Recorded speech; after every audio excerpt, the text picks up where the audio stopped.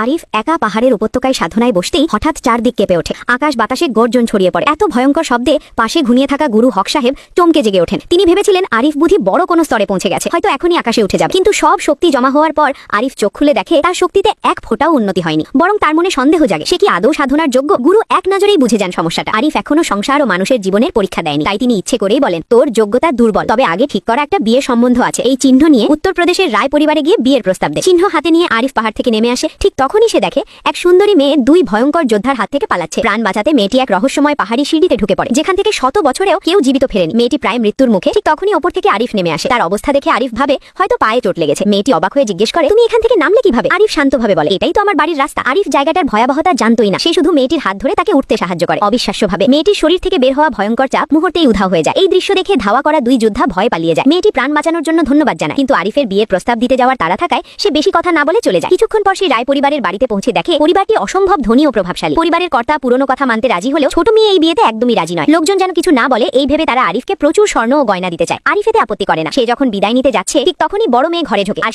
সেই মেয়ে যাকে আরিফ আগেই বাঁচিয়েছিল। ছোট বোন রাজি নয় শুনে বড় মেয়ে নিজেই বলে, এই বিয়ে আমি করব। এবং সেই রাতেই বিয়ের আয়োজন হয়। রাতে কিছুটা মদ্যপাপ অবস্থায় বড় মেয়ে আরিফের কাছে ঘনিষ্ঠ হতে চায়, কিন্তু সে যখন তার পোশাক খুলতে যায় এক অদৃশ্য শক্তি তাকে ছিটকে ফেলে দেয়। আরিফ ভাবে সে বুঝি ঘুমিয়ে পড়েছে, তাই তাকে তুলে বিছানায় শুইয়ে দেয়। পরদিন রায় পরিবারের পুরনো শত্রু ভোলান এসে ঝামেলা শুরু করে। সে সবার সামনে লড়াইয়ের চ্যালেঞ্জ ছুড়ে দেয়। আগে সবাই তাকে ভয় পেত, কিন্তু এখন বড় মেয়ে সাহস করে সামনে দাঁড়ায়। ছোট বোনও সাহস দেখাতে গিয়ে আগে মঞ্চে ওঠে, কিন্তু শক্তির পার্থক্যে এক আঘাতেই মঞ্চ থেকে ছিটকে পড়ে যায়। বোনকে আহত হতে দেখে বড় মেয়ে আরিফকে নামতে বলে। আরিফের নিজেরও ভয় ছিল, কিন্তু সে মৃত্যুর মুখে স্ত্রীকে পাঠাতে পারে না। ঠিক তখন তার মনে পড়ে গুরু দেওয়া বজ্র আহ্বানের তাবিজের কথা। আরিফ গভীর শ্বাস নিয়ে মঞ্চে ওঠে, দুই আঙুল জোড়া করে মন্ত্রপাঠ শুরু করে। সে বলে, আজ সবাই চোখ মেলে দেখো কে আসল শক্তিশালী।